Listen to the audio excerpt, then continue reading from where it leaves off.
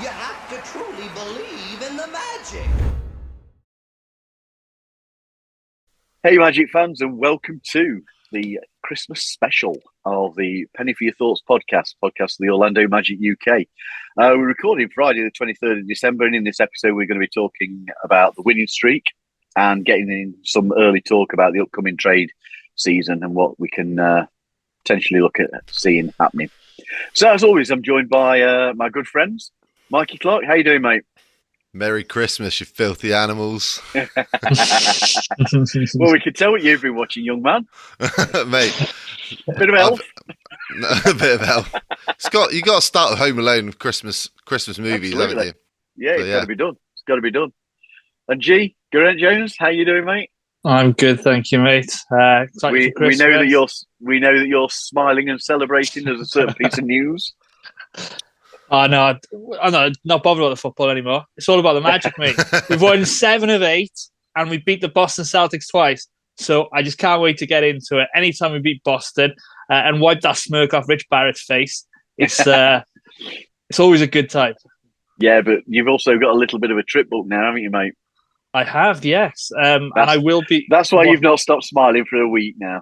Yeah, there's that to come as well. So, yeah, I'll be traveling to O-Town in January, catching 4 games. So that's the Pelicans, the Celtics, the Pacers, and then the Chicago Bulls. So hope to get 4 more Ws to add to the ones you got for us earlier in the season.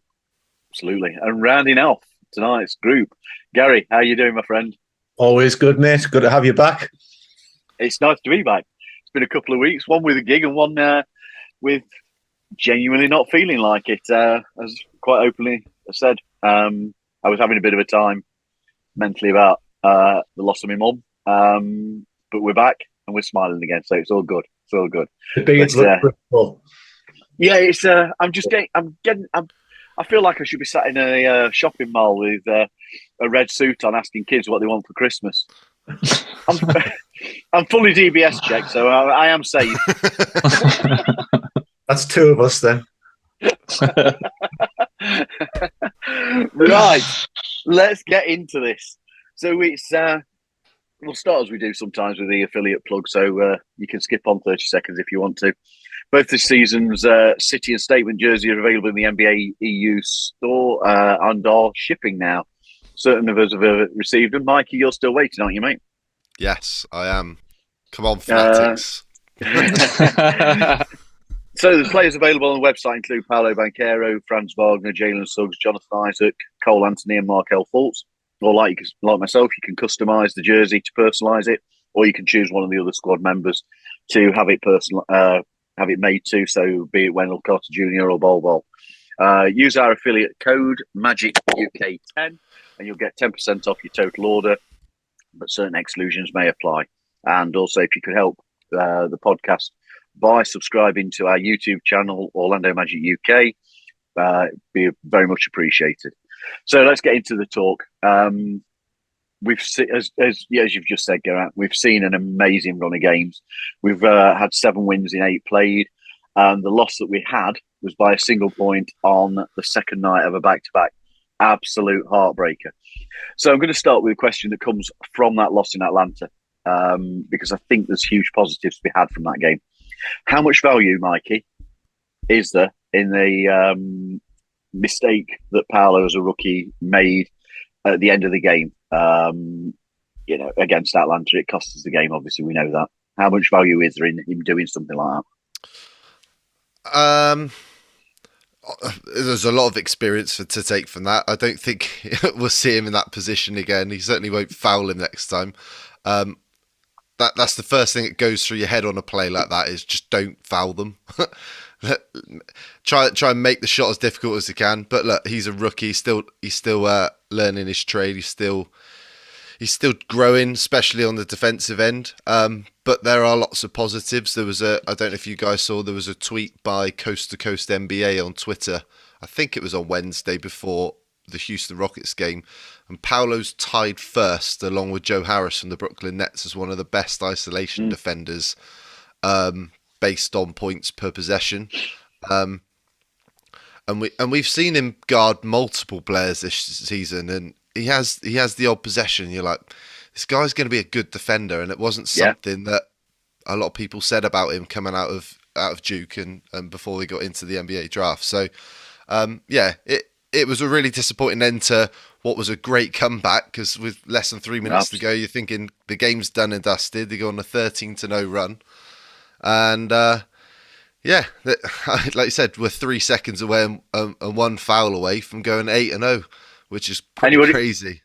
Was anybody else out the seat cheering that we'd won, like me? Yes. I just saw the ball hit the side, and I'd completely missed that whistle. I was up cheering. Shouted, yes, we've expletive won. As my missus looks at me and went, not the result I saw. I was at that point. I don't know if you guys felt the same. I felt probably a little bit more frustrated the fact that he put the ball on the floor when he caught the inbounds pass for the final shot of the game, which gave him even less time to get a good shot off. But hey, it is what it is. I said to you, G, didn't I, that as far as I was concerned, him owning that mistake, you saw how annoyed he was with himself for getting drawn into that foul. And I wonder if in part it came from the back and forth that there was during the summer between the two, that he wanted to make that spectacular defensive play against the guy who'd been giving him so much. And I just wonder if that had got in his head a bit. But I think for a rookie to walk off owning his mistake and so clearly being annoyed at it, I just think that's a huge positive. You learn from your mistakes. So I've got no problem with it at all. Absolutely not. Now, let's talk about the win in Houston. Because I think in that game, the coach made some decisions that really influenced that comeback from 15 points down. Two that he made. One was the extended use of the bench, which he's done quite a few times recently. And also, unusually, switching to that zonal defence. That really, really changed the dynamic for us on the defensive end. Throw in that we've been starting, the decision he's made to be starting Mo Wagner, which has been a revelation. So, G, how well do you feel that the coach is doing in his second season? How do you feel he's developing? Yeah. So just to pick up on your points about the zone defense and that second half turnaround, obviously the first half we didn't play very well at all. Yeah. I've been quite critical of the zone defense. Likewise. But I suppose that was when we didn't have a healthy roster. So now we're getting players back now. People know their rotations a little bit better. It actually worked against the Rockets, and that was good to see, because it's always good to, throw something that the offense hasn't seen before, just to keep them on their toes. So that was good. Mo Wagner as well. He's been an absolute revelation. I know Wendell's supposed to be back tonight, but you kind of feel a bit bad for Mo, because Mo's been playing an absolute blinder, and he's fast becoming a fan favourite. So then you move on to the coach, as you've just asked. You just got to look at it this way, in that, we've had a slow start, but we picked up our 12th win. So we're 12-21. Last year, it was February the 2nd, we won the 12th game, where we sat at 12-41 with a win over the Pacers, I believe. I think that might have been Markel's first game back. Maybe not. So we're 20 games ahead of where we were last year. So it all comes down really to, getting healthy bodies. We say this every week, and I'll put another pound into the little money box. But it is what it is, isn't it? We're getting healthy now. He's developed Franz Wagner absolutely perfectly, who's become, we don't know who Batman or Robin is with regard to Franz and Paolo. So that's a very good problem to have. Players are playing really well. We've got some statement wins now under our belt, especially with those last two in Boston, which I'm sure we'll get onto in a little bit. Going to a hostile atmosphere like that and grinding out 2 wins was superb. So it's all about getting healthy. But Coach Mosley, you couldn't ask any more from him for me. He's doing a superb job. He's mixing things up. He's playing the rotations. But I wouldn't like to be at the moment, now that you've got Gary Harris and Wendell knocking on the door, and soon to be Jonathan Isaac and Jalen Suggs, because some people are going to be left outside in the cold, I'm afraid. Yeah. Right, we'll pick up on the Boston game. Let's talk about the first one, the Al Horford ejection. Anybody arguing with that? No. What's to argue? I can't see where the controversy's been about it. You know, I mean, you've got Jason Tatum saying that if pushing somebody like that it's just natural contact. No, behave. Yes. I understand that they didn't play the replay in the arena, though. I was just about to say that. So what the Celtics are saying is that Wagner had his knee in the back of the leg of Horford, and hence he was shifting his body position. And that's what the foul on Wagner was. But yeah, like you said, they didn't play the replay with a dirty elbow. So of course, they're going to be up in arms. It's part of their fabric, really, isn't it? So yeah, absolutely. And come on, then. How are you feeling about a certain former Boston Celtic player? G, go on. Which one's that? I think somebody's had a little bit of something to say about us not being the best team around. Oh, that clown. Eddie House. Oh my God. Where'd you start with him? Mr. I got 2.8 points per game to get his ring, and then he gets his jersey and his championship ring out of the box, almost like he's going to put it on Facebook Marketplace. It's laughable, isn't it? You lose to a team, you tip your hat to them, you move on. You do that, and then you're not going to have any scrutiny. But the way he's handled it, it's not been good. And to do it twice, you're just leaving yourself open to trolls and people just getting at you. And he really riled the Magic team, and it was good to see our players respond and retweet that gif of Rafe Ralston putting him in his place. So for me, just be quiet, move on. He says they're the best team in the East. Then if you are, you trust your guys and you just move on. But yeah, I've got no time for him myself. Do you think, Gary, do you think the response from Magic fans has been unreasonable? Do you think Boston fans would have took that slight at their team? I think any fan on the chin and been quiet. I don't. I think any fan base would have reacted that way to somebody with, like, even though it's not a high profile. Anyone with reasonable level of profile taking a swipe, it's going to attract attention. And I agree with what G said. And I've got to be honest, when I saw he posted his photograph of his jersey in the ring, I actually looked at it. It was like, that is the worst Mitchell and Ness throwback advert I've ever seen in my life. Come and get your Eddie House championship jerseys and all that. You know what? Like, I would respect anybody who does something where they're in the top 300 and something of their profession at that time. It's like fair play. But at the end of the day, you're really throwing your toys out the pram because you've seen a team that's got some good players up and coming handle your team in your arena. That's what you're upset about, that there's a team rolled into there. And let's be honest, not a fully healthy Orlando Magic team have rolled in. There's a stigma attached because of the record. And a bunch of kids, really, largely, have just handled apparently the best team in the Eastern Conference. Twice. Yeah, but the second time they're going to say, well, Tatum was out. And it's like, fair enough, we had our guys out, but fair play. But back-to-back in your arena with a bunch of injuries, and you've been handled by a very, very young team. And to be honest, made it look quite easy. And that's what he's upset about. I don't know about you guys. I was expecting to win on Sunday when I knew Tatum was out. Yeah. I messaged Mikey and I said, do you know what? I really fancy us tonight. And, even with a 2-11 record, I think it was on the road, I was expecting a win. And he didn't disappoint. Well, Mikey and I had met up on Sunday, and I think in that conversation whilst we were eating, we'd said, feeling confident about that night. tonight. Feel good about it. There's the pressure's all on them again to get a win. We're not expected to do anything. And I thought, like you say, Gary, I think we handled it and it looked quite easy. Yeah. Do you know the thing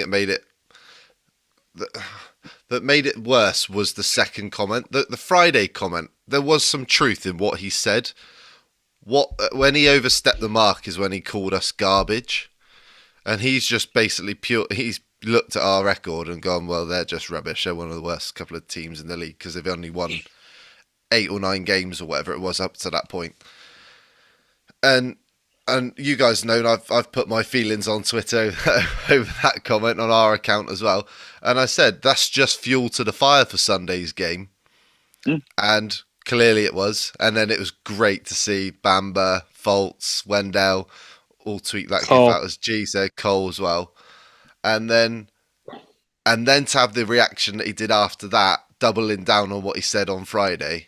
You're like, mate, you're just making yourself look like a really bad loser in this game, a really sore loser. I also thought it made him look quite... Yeah, I think you're going to say the same thing, yeah. Petty. And for somebody who's supposed to be an analyst, he's not the only person that's done this week. I know Wally Zerbiak's been called out this week for doing the same thing on the Knicks network for a game this week about Tyrese Halliburton. He had a similar sort of comment about him. And, Matt Barnes, wasn't it?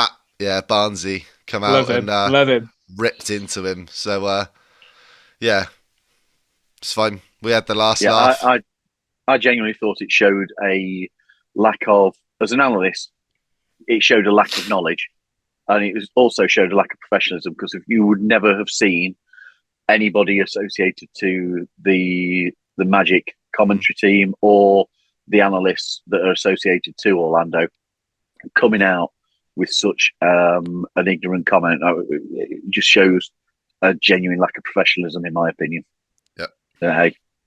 Anyway, let's talk about the bench, because it has been an absolute revelation recently. Cole Anthony, Mo Bamba, Kevon Harris, and Admiral Schofield have all had such positive impacts on games recently. So, Gary, what are you seeing from this group?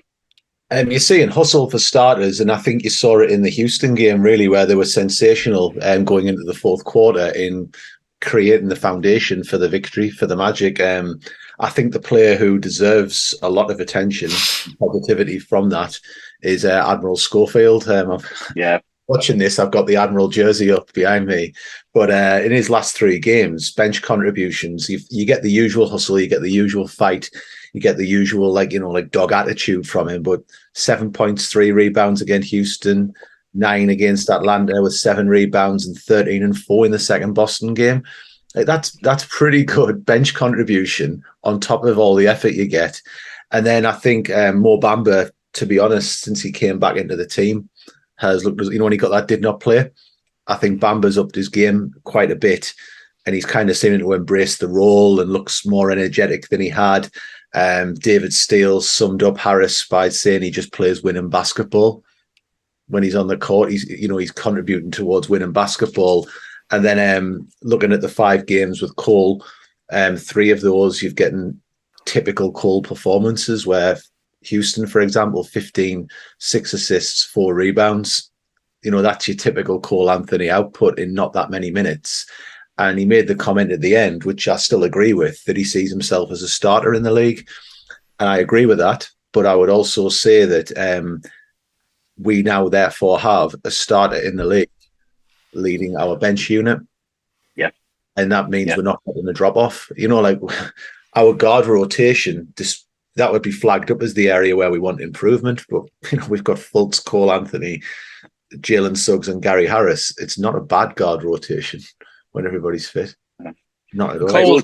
Cole said that on the walk-off interview, didn't he? I'm a starter, but I'm playing this role. Playing, starter kind of.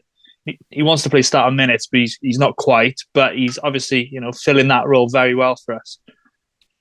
I didn't realise that. I think it was Josh Cohen had wrote the other day about Mo Bamba. It's going a bit under the radar, certainly. But he's close to having a 50-40 season, where he's shooting 50% overall, and it was when he wrote this, it was 39.1% from the 3-point range. That's pretty decent production to be having. And his percentage, the players that are above him at the time were Al Horford, Miles Turner, and Brook Lopez. He's from the bench. He's really responded, like you say, Gary, to that did not play.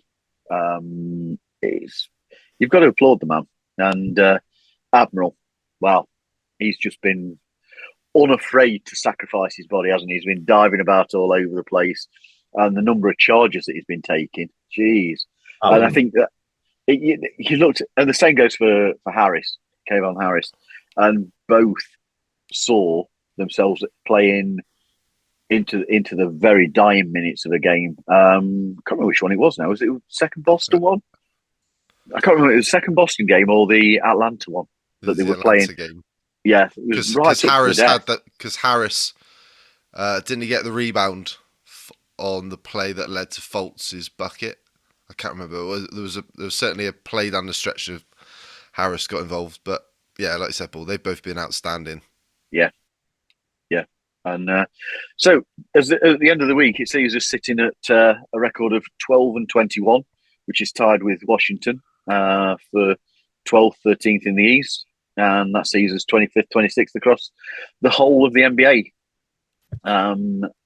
We're not going to get into the lottery odds, but Chicago's pick is looking rather good at the minute as well, thankfully. But that's a discussion for another time. So we've got an improved offensive rating. We're now 25th in the league on that. An improved defensive rating. We've moved up to 21st. Averaging 109.6 points, which is still surprising. I thought it'd be higher. It's only 27th in the league. But that's got to be trending up as well. Paolo is averaging 21.9 points per game, which is 24th in the league. And Franz, 19.8, which is 40th. So, All-Star voting's open. Don't forget to vote for the guys. Who can you make an argument for in playing in the All-Star game from our squad? So, G, go on, you go first, mate. Right. So, I've been looking into this. The issue is Banchero and Wagner, our main guys, are noted as forwards. Now, they sit in the Eastern Conference, as we know, which also has Giannis, Jason Tatum, Joel Embiid, and Kevin Durant. So, never heard of any of it. Well, yeah. Unfortunately, they're very good players. So I feel like they're going to get a lot of votes from other fans. So I can't see us getting them in with the fan vote this year. But obviously, you've got other forwards who are probably knocking on the door. Jimmy Butler, Kristaps Porzingis, Pascal Siakam. But I mean, what Paolo? I mean, Paolo and Franz have been fantastic. Paolo's obviously the better one in terms of stats. As you've mentioned, Paul, nearly 22.7 rebounds, 4 assists. A little bit better than Wagner, but of course Wagner's been playing a lot more, a bit more ball handling. So you'd like to see them both there. But I was having a little bit of a deep dive, as our dear friend David Steele does, and the last time a rookie got to is this anything now, all right, guys? The last time a rookie got into the All-Star game was 2011, and that was Blake Griffin. Before that, it was Yao Ming, 2002. And then the 3 before that was Tim Duncan, Grant Hill, and Shaquille O'Neal. So they're not bad names, are they? Not bad names, are they? And then I went even further down the rabbit hole, looking at these numbers. And so obviously you've mentioned Banchero's numbers, which are better than these two. Kevin Durant averaged 20.3 points, 4.4 rebounds, and LeBron 20.9 points and 5.5 rebounds. Neither made the All-Star game in their first year. Of course, they've gone on to make multiple All-Stars after that. So I guess it depends on how the coaches see it, but sitting at 12 and 21, unless we make it a bit of a push now before February, then we may not get them in this year. But obviously, it's looking promising for them to get in, in the near future. So I'd like to see him get in, but maybe in the next year or so. They're definitely both going to be there. Both going to be at the All-Star, because they're going. This week, this time round, with the Rising Star game, they're going they have to be involved in that. You can't ignore either of those for that. But so okay, let's take a slightly different twist on this. If Paolo doesn't make it to the All-Star game, with the figures that you've just said, is there somehow a lack of love and press attention being given to him that seems to be already jumping to the number one prospect of next year? Mikey, do you feel that he should be getting more attention? Oh yeah, 100%. Like G said about the stats, comparing him to LeBron and KD in their rookie seasons. And I don't think you mentioned it, G, but if you look at his splits compared to theirs, his field goal percentage and 3-point percentage, he's actually got an edge on those two as well. So hopefully that's just a snippet into what we've got to come from Paolo.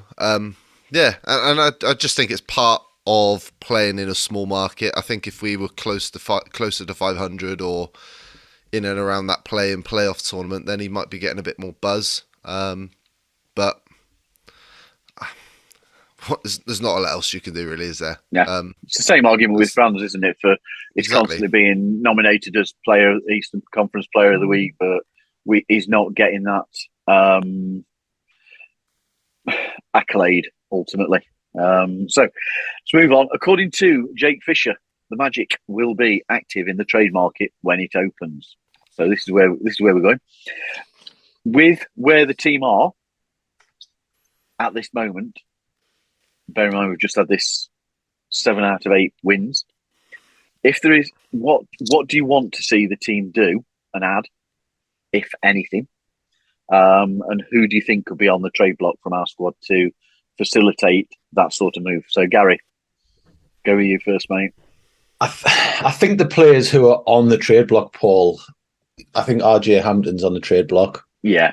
I think everything that's gone on there and the move to Lakeland and like losing these minutes to Harris and such, I don't think RJ will be here. I think there'll be a pick issue. Aside from that, I think the story to really watch is what happens with Mo Bamba, because Wendell's coming back. For me, you keep Mo Wagner in the starting lineup and make Wendell earn his way back in, which is I know it's a controversial comment, but I'm all about the meritocracy. So I think that's your two centers. So I think if an offer came for Mo Bamba that was deemed acceptable, I think he's a player who could go. In terms of who we're targeting, I'm not really targeting anybody because I'm just seeing who we've got in the squad. Because we've got to figure out the rotation minutes when you're adding Jalen Suggs, Jonathan Isaac, Gary Harris to this rotation right now. So for who would come in, realistically, there's not anybody who's standing out to me. It's more a case of what we've already got and how they fit in. I don't buy into the trade talk that's floating around. I know like there's talk about Zach LaVine being available from Chicago. I don't think what we'd have to give up to get him would be something where I would be like, I want that. And then the same for Trae Young. What are we laughing at, boys? Yeah. Well, we both took a drink at the same time. We always do it. You synchronized performance. I caught out the corner of my eye there. So. What is it that you would like to see improved by the team? Not necessarily who would you be targeting there, but what if we were going to go and actually do something? What is it you would like to see the team genuinely target? But that's why I say, is there anything at this moment? Because 3-point shooting's improved, the ball handling's improved, the assists are going up. It would have to be where somebody came up who would put us over the top without giving up. Because I'm like, no way do you give up Banchero or Wagner. They aren't on the table. So it's then, is there somebody who then fits in to what the Magic are doing? Probably a guard to fit alongside them without giving that up. So it would have to be some type of package, really, like the one that netted Donovan Mitchell to Cleveland, where a load of players without being a star get moved to facilitate that. But I just don't think that player is available who fits us right now. Like Trey Young's an awesome talent, but you've got to think what are the stories that are coming out of Atlanta, and how is that going to fit in Orlando if we were to then pull the trigger on something like that? It's not just about how good the player is; it's how much the player fits with the Magic. Yeah. Oh yeah. And we know what the due diligence is that's done on players that come into Orlando, and it's not just about talent. I saw somebody the other day say it on Twitter, I think it was yesterday, or let a franchise like a broken franchise like the Magic throw the bag at Atlanta, and I'm like, this is not the Hennigan era anymore. That's gone. Like the deal will come that is right for us, and I don't think the deal is there right now where we cash our chips for either of those. So that's my convoluted answer at Christmas, Paul. Mikey, what about for yourself? Is there anything that you want to see improved, first of all? Is there anything I want to see improved? I'm going to be honest, no at the moment. I think until we see everybody healthy and actually get a good stretch of games where we see what this actually looks like. Because to me right now, and I've been putting this out on Twitter today as well, but I think Gary Harris comes back. That 2-guard position for me at the moment is the one hole you could look at, or the one questionable position at the moment, that starting 2-guard position. And I think Gary Harris can quite easily fit that role. And what's Gary, 27, 28? So he's still young himself. He's one of the best corner 3-point shooters in the league. We saw that last year. And I think he can easily fit that role and add a bit more balance to the starting unit. And G alluded to it earlier on. Jamal Mosley's got a real headache coming up shortly because the rotations can be really interesting. I'm going to be slightly controversial to what Gary said earlier about Mo Wagner should start. No way Wendell shouldn't start. I actually think, and I don't necessarily agree with it, but we saw this a few games back, and I can't remember which one, but we saw Kevon Harris start at the 2-guard position back. I don't know, it was one of the Boston games, I can't remember. And it was almost like they didn't want to mess around with the rotation, so they brought, say, one of the players off the end of the bench into that starting unit to try and keep some continuity with the rest of the lineup. And I do feel that maybe Wendell will slide back into the starting 5 tonight, and Mo might actually be the 3rd string off the bench, or we might see Mo and Mo come off the bench together. I wouldn't be surprised if we saw that either, especially whilst we're still waiting for a few players to come back. But pulling it back to what you think we can improve on, I really don't know in terms of what are we going to be able to get, because it's not just about this season, it's about, because any move you make now is going to have implications in the long run. So it's all right trying to chase a play-in position, or maybe try and get into the playoffs for valuable experience of Paulo Franz and so on, but that's going to have a knock-on effect on cap space and who you're going to have on the roster next year. So, to be honest, I'm more tempted about standing pat this trade deadline as things stand and just playing it out, because this summer we've got the opportunity to create a lot of cap space. And I mentioned in our Twitter group earlier, one name I thought of maybe for that 2-guard position is somebody like Dylan Brooks and the Memphis Grizzlies, who's a free agent this year. I think somebody like him, maybe a smaller move at the moment, might be somebody you could target and wait for that bigger fish to come along. I don't think Trae Young's that player. I don't want him near Paulo Franz. I just don't think he's got the right kind of attitude that we want around young players like that at the moment. But I also said this, Donovan Mitchell come along a year too early. I think if Donovan Mitchell appeared this summer, now we know what we have, I think it would look very different. But I think we got to wait for that bigger fish to come along and maybe stand pat and just play it out as it is at the moment. Gee, I'm going to come to you on this as well, mate, because I do want to hear your opinion. Of Yeah. those people that we've had linked with us, it's been Fred VanVleet, there's Trey Young. I can't think who else there is. Is there any of those guys that you're sort of looking and thinking, yeah, I'd like to see them come to Orlando? Honestly, no. Main reason really is you look at dynasties. You go back to the '90s Bulls, the Spurs in the late '90s, the Warriors in the late noughties, a little bit of the Bucks now, although they've only won one, but they've done it organically. They haven't traded the shop just for one player to bring everything home. So I'd like us to do it properly, and I think Weltman's made it quite clear that we're not going to skip any steps in this rebuild.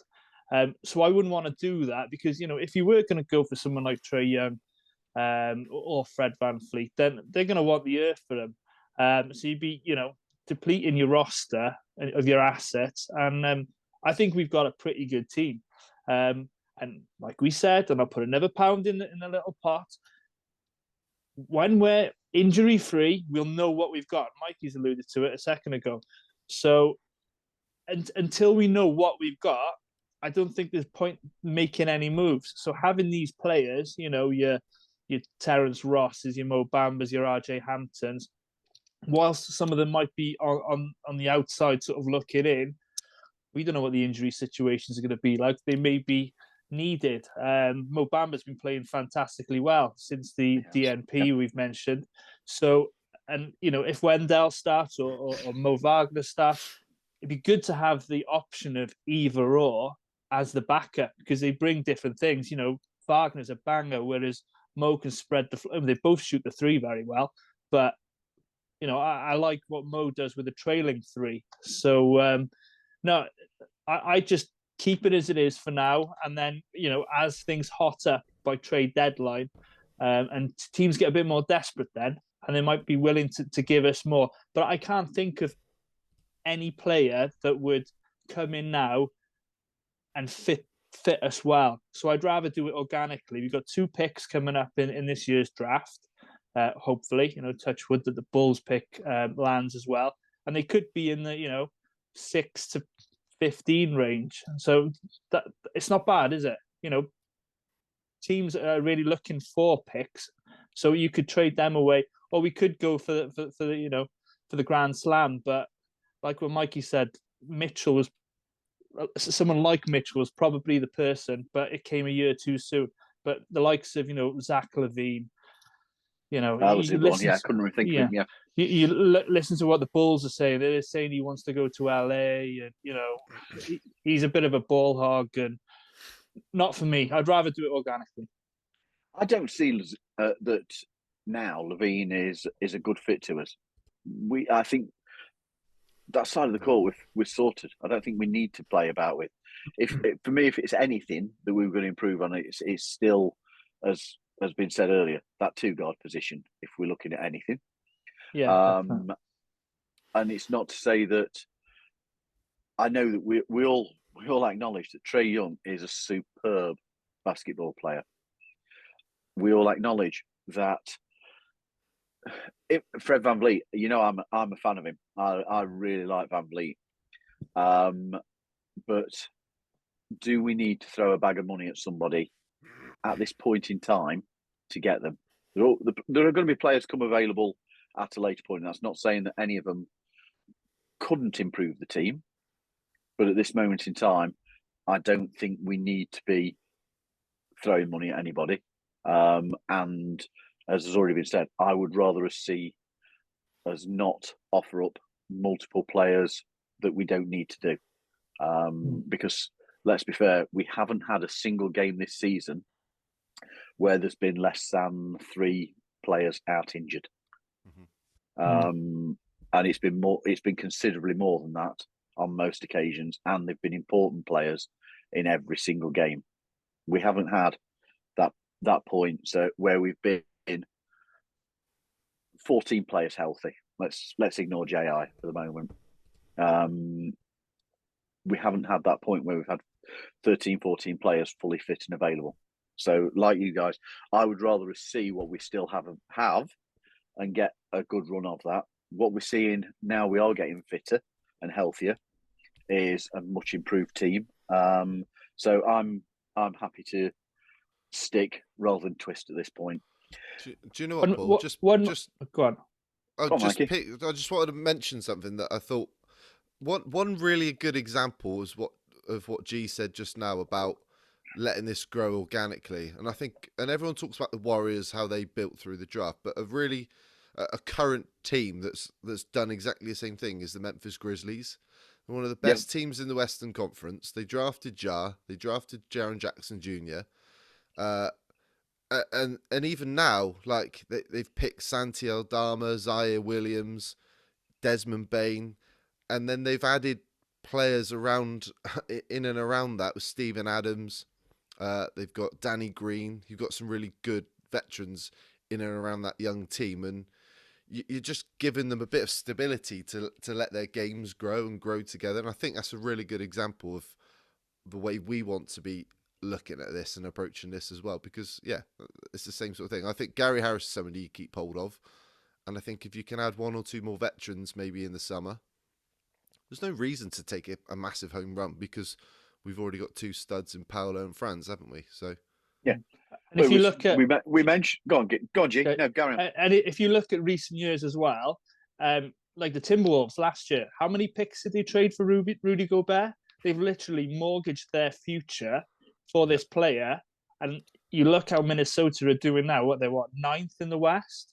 They might get into the playoffs eventually. You look at Brooklyn all those years ago. They traded a lot of pieces to go for KD, Harden, and Kyrie, and Harden's since been moved. Kyrie's a bit of a troublemaker from what we read in the media. They've lost all their assets. So I like what our front office is doing, in that we've kept our assets. We've got multiple additional in the Denver and the Chicago pick. So it just gives us a bit more flexibility. We're doing it the right way. Mm-hmm. I mean, again, coming back to what names are always being bandied about as being on the trade block from us. You look at Terence Ross. Okay, he has been incredibly streaky. He's either hot or he's cold from 3-point range at the moment. But what he does do whenever he's on is he commands attention of the defence. And that then spreads the floor for other opportunities for the team. So there is it's not all anybody who looks just at the box score and doesn't look at what that player's presence does is not understanding basketball. And it's we haven't seen what's Gary Harris played this season, 6 games at most. I think it's 5-6 games. Mm-hmm. But when he's on, he's probably the team's best 3-point shooter. So they're the two names that are constantly bandied about, and I'm not convinced that it's a great move to move them on yet. Paul, would you say though, you mentioned Terence Ross there, and when you look back, like the last time we were in the playoffs, Terence Ross was integral because he was our 6th man, and he was the guy who came in and, let's be honest, bailed us out and fired us into the playoffs. Some could argue. Oh, yeah. But if you look at the team now and you see everybody coming back healthy, and you think, well, are we going to get Isaac? Are we going to get Harris? Are we going to get Jalen Suggs? And then you look at that bench unit and you think, well, Terence Ross has gone from 6th man, no disrespect to him, to maybe 10th man, where our depth would be. And that's not a bad position to be in, because Terence Ross is still a good NBA player who will come in and on certain nights take a game away from an opposition team by either his shooting or commanding. But like what he's playing with talent-wise now, if he's commanding that space and you look at the bench and you think, okay, well, who's coming off with him? Well, are they going to have to pay attention to Mo Wagner or Mo Bamba, or will it be Ball? Will it be Cole Anthony? You don't know. But all of a sudden, that second unit isn't just all built around get T. Ross the ball and let him have his... Yep, absolutely. Well, it's quite a testament to how the rebuild's going if you use T. Ross as the consistent marker as to where his position is, what's happened with the talent around. Yes, that's a really good point. That's a really good point. So, you just mentioned the playoffs there. You just mentioned the playoffs. Is an appearance in the playoffs still a realist? Is it still realistic this season for Orlando? It is now after that winning streak because Yeah. I honestly thought when we had the episode, which was like the therapy episode a couple of weeks ago, where, like where we were kind of all like just about on the floor and such. I looked at it then and I was like, you're looking at the team's got to win, like go on a huge winning streak. And then that's what we've done. So you look at like what's around from say 6th through to the bottom of the East, and we become the form team. And I'll say it again: if a team can go into Boston and win back-to-back games and handle the Raptors, and you know what? I think if we had an extra day, I think we'd have beaten Atlanta. I think if we'd had an extra day, we'd have beaten Atlanta. We look decent, not at full strength. So you've got to say what's coming back depth-wise, as long as they can manage the rotations and the minutes and we get no more injuries. Orlando all of a sudden looks like a bit of a prospect here, because I know we said earlier in the episode about Banchero and media attention. It is happening. It is low-key happening. It's not happening like we'd want it to happen, but it is happening. And it's good. There's going to be an argument at some point this season, if this keeps up, where people are going to say, is Paolo Banchero the best rookie out the last 3 drafts? And people might think that's crazy, but when you look at it, Scotty Barnes was Rookie of the Year. Cade Cunningham. If there was a redraft out those drafts now, would Paolo be the best player based on that? And then you look at it and you're then starting to put his name in with what? LaMelo Ball, Anthony Edwards. That's pretty prestigious company to be in if you're Paolo Banchero. So it will come. If Orlando keep winning games, people's going to say, what's the turnaround? And the outside view will be, it's Paolo Banchero, even though we know there's more to it. That will be the outside view. And yeah, I think the future's pretty bright. So, yes. G, playoffs this season? Is it still possible? I was sticking with my prediction at the beginning of the season, 9th. I don't think it's too optimistic. Just look at the next 6 games. I think they're key. San Antonio tonight at home.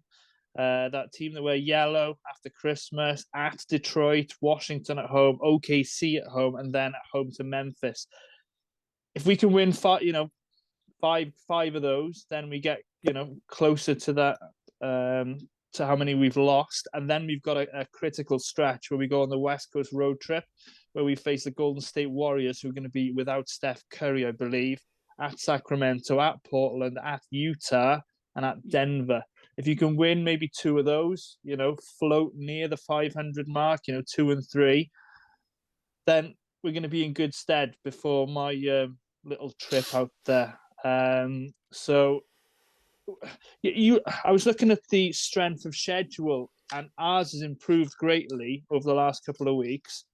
If I can find my piece of paper, ours is now the 19th easiest schedule.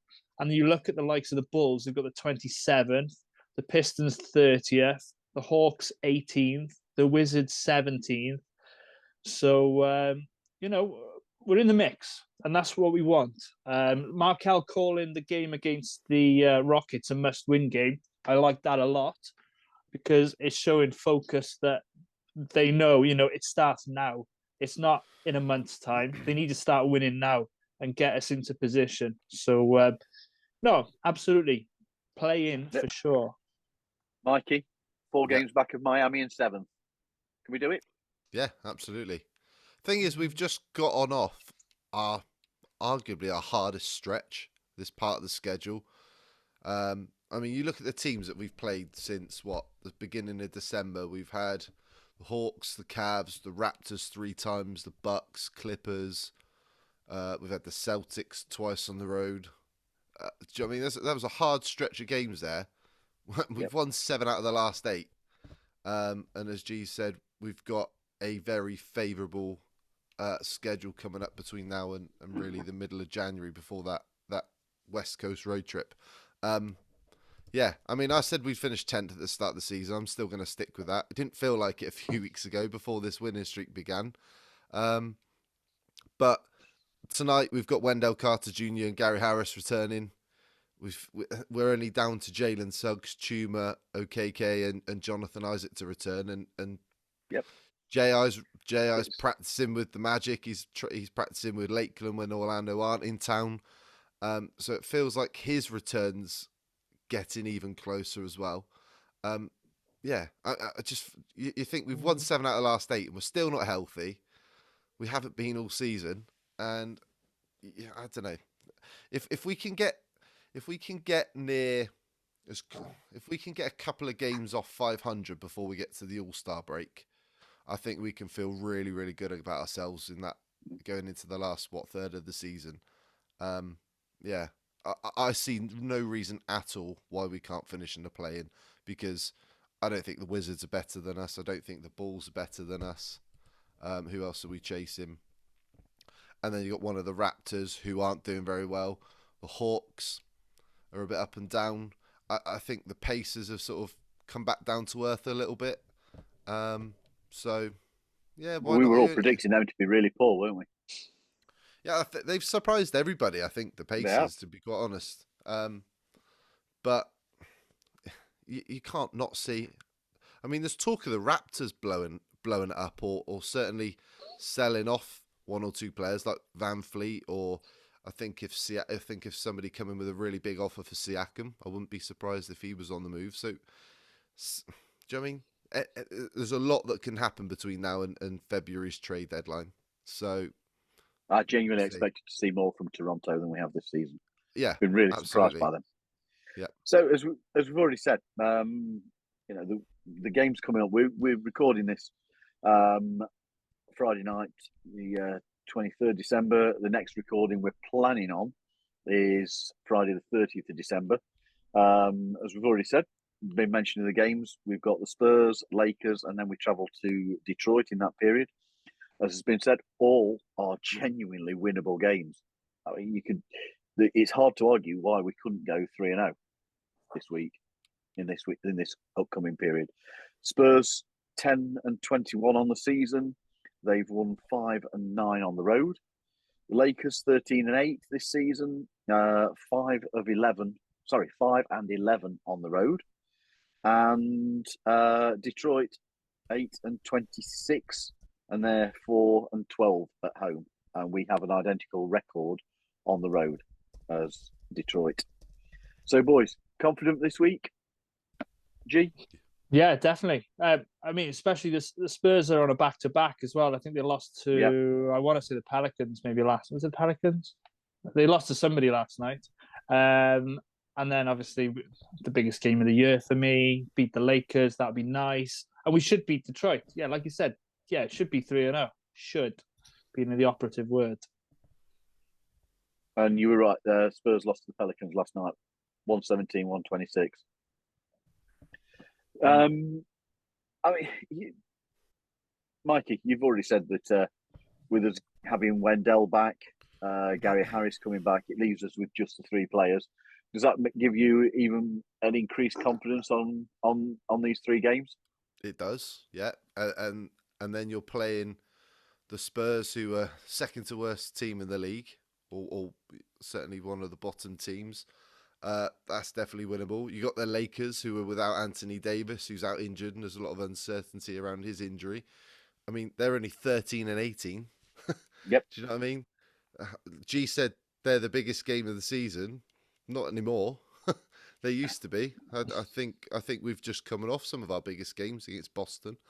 I think they're a much bigger outfit than the Lakers are. And the Pistons are out without Cade Cunningham, and I think they've won 2 out of their last 10 games. The Pistons have lost 4 on the trot. So, yeah, there's probably going to be a little bit of a period, and we know Wendell and Gary are both going to be on a minutes restriction, certainly for tonight and probably for the next few games as well. And there's probably a bedding in period where we're going to have to get used to people playing together again. But despite all of that, I think if we don't go at least 2-1 this week, I think we'd be all really, really disappointed. Gary, how's the week look for you? You've obviously already said that you would have Mo Wagner start and let Wendell earn his starting position. Is that a little bit of a concern for you that we're potentially changing up the starting lineup coming into these games? it's always a concern when you're playing well that some dynamic changes and it could knock it. But then I look at that and I think, well, there's nothing for us to fear. Yeah. Those three teams. So Yeah. it's kind of like the way we're playing right now. It's a, well, why wouldn't we look to go 3-0? There's Nice no period for him to actually be coming back and be able to play the way back in. there's Nice set of games. there's no reason. There's absolutely no reason. There's none of those teams where you look at them and go, oh, there's players to fear. But as a team, you would look at it and go, well, we should win. If it's on paper, we should win at the minute. So yeah, aim for 3-0, as Mikey said. If it ends up 2-1, so be it. But aim for 3-0, as far as I'm concerned. Yeah, yeah. I mean, we know that Jonathan Isaac is practicing with Lakeland and practicing with ourselves. We know that Chuma Okeke has undergone arthroscopic surgery this week. He's expected to be out for at least a month. And Jalen, we don't have any timetable for his return. He's been out since November the 25th. But I do agree with you boys that there's no reason why we shouldn't be looking at 3-0, and it's nice to have two players like Wendell Carter Jr. and Gary Harris coming back into this lineup to hopefully fire us to those 3 wins to celebrate the Christmas period. So, everybody, as always, thank you for listening and watching. Don't forget to subscribe to our YouTube channel, Orlando Magic UK, and leave us your comments. Those actually helping us with the YouTube channel is probably the biggest thing you can do to support us, and we would really appreciate it. Continue to follow us or start following us on Facebook, Instagram, and Twitter, all at Orlando Magic UK. And from Gary, Geraint, Mikey, and myself, we want to say have a really Merry Christmas, Happy Holidays to you, and we wish you and your families a festive season full of magic. And until next time, go Magic.